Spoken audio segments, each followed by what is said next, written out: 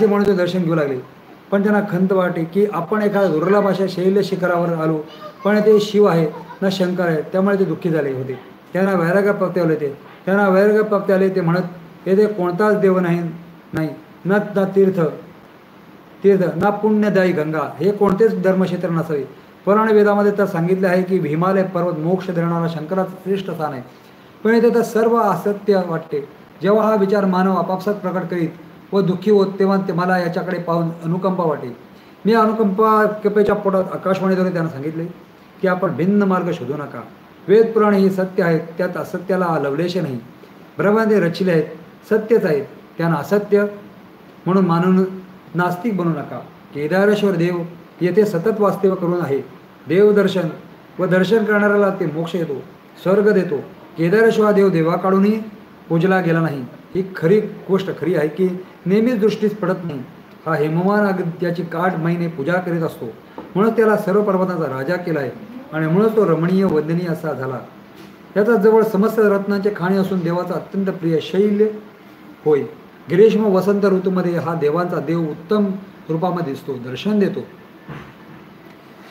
ज्या भक्तांना या देवाला पाहण्याची उत्कंठ इच्छा असेल त्यांनी महाकालवनात क्षिप्र नदीच्या तीरावर लिंग प्रकट झालेला पाहावा. सोमेश्वर स्थानाच्या पश्चिमेला मी प्रकट होत, तेथे मी सतत दर्शन धर्माला प्राप्त होईल. ही आकाशवाणी ऐकून मानव महाकालवनात दर्शनाला गेला. म्हणून देवापासून हिमालयावरील हिमनाथाच्या यात्राचे पुण्य ते येऊन लोक मिळवतात. पुढील पुष्प 96. पिशाच्य मोचन महात्मा. शिवपार्वतीला म्हणाले, माझा 68व स्थान पिशाच्य मोचन म्हणून आहे. या कलयुगात सुरुवातीला सोम नावाचा एक धर्मांध सेवक होता. तो अतिशय नास्तिक होता. तो अति नीच वृत्तीत तसा होता. एकदा अधिक कष्ट पडल्याने तो मृत झाला. अत्यंत पापामुळे तो जलहीन झाला. मरुद्भूमीत पिशाच्य बनला. तो अतिशय भयानक वाटे. तो अन्य पिशाच्याने त्रास देऊ लागला. पण अशी एक घटना घडली की त्यामुळे तो फार बदलला. तो राहत असलेल्या मरुद्भूमीतून जाणाऱ्या मार्गाने एक दिवशी शाकटायन महर्षी चालले होते.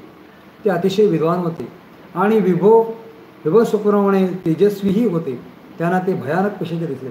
त्याच्याकडे पाहून तो त्या पकडण्यासाठी त्याकडे धावून गेला. पण अचानक त्याच्या कानावर अत्यंत भीषण असे स्वर आदळल्याने तो पूर्णपणे बहिराजा बनला. त्यामुळे तो भयानक भयभीत झाला व स्वरक्षणासाठी सैरावर धावू लागला. तेव्हा शाकटायन महर्षी त्याला म्हणाले, अरे तू इतका घाबरला का आहेस आणि तू असा सैरावारा का पळतो आहेस? तेव्हा पिशाच्य असह्यपणे म्हणाला, एक तर मी एकाकी बहिरा झालो आहे.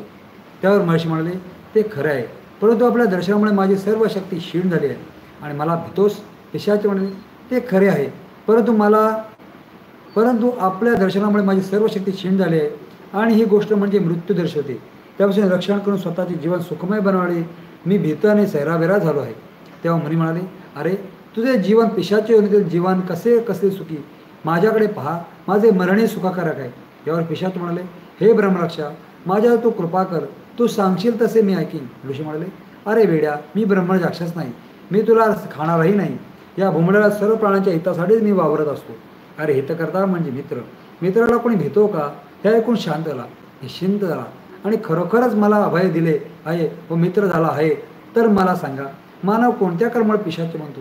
तसे आता मी काय करावे म्हणजे अतिनीच या योनीतून बाहेर पडून मुक्त होईल? तेव्हा शाकटायन मुनी म्हणाले, एखाद्या सत्प्रवृत्तीच्या माणसाचे धन अपहरण केले तेव्हा एखाद्या देवस्थानाच्या धनाचे अपहरण केले, तसेच आपल्या मातापित्याचे व स्त्री बालकाचे किंवा राजाचे एखाद्या धनाचे अपहरण केले तर ही योनी प्राप्त होते. तू सोमक नावाचा एक क्षुद्र मानव होतास.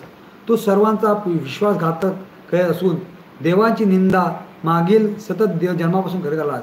त्यामुळे तू आपल्या सर्व कुलात नरकगामी करून स्वतः पिशाचे म्हणलास. हे सर्व ऐकून त्या पिशाच्याला खूप वाईट वाटले. त्या दुष्टकर्माबद्दल त्याला पश्चाताप झाला. अतिशय करुणा अशी ती अवस्था आली. पण त्याला आता एकच आधार वाटू लागला की आपण अगदी कणभर का होईना एखादी चांगली गोष्ट कशी करावी. म्हणून या मुनींच्या रूपाने देव माणूस आपला भेटला व अशा मानवाचे दर्शन घडले. म्हणून मग त्याने मुनींच्या भक्ती नमस्कार केला व त्यांना म्हणाला, मी आपणास शरण आलो आहे, माझी काही लायकी नाही तरी आपण माझे रक्षण करा. पिशाचे बोलणे ऐकून मुनी त्याला म्हणाले, महाकालवनात एक शिवलिंग आहे, त्याला पिशाचे लिंग असे म्हणतात. तेथे जाऊन तू दर्शन घे, म्हणजे योनीतून मुक्त होईल. लगेच मुनी नमस्कार करून तो पिशाचे महाकालवनात गेला. तिथे शिवाचे दर्शन घेता तो मुक्त मिळाला वयस्थानाचे वैशाख व कार्तिके महिन्या चतुर्दशीला दर्शन घेण्याचे पुण्य लाभते.